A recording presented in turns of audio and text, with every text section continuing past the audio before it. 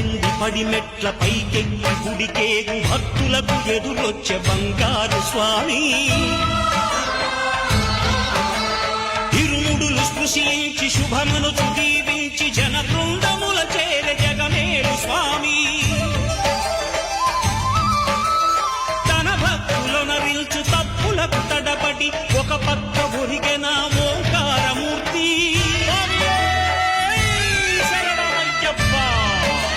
స్వాములందరూ తనకు సాయము కాగా ధీమంతుడై లేచే ఆ కన్య స్వామి పట్టబంధము వీడి భక్తతతికై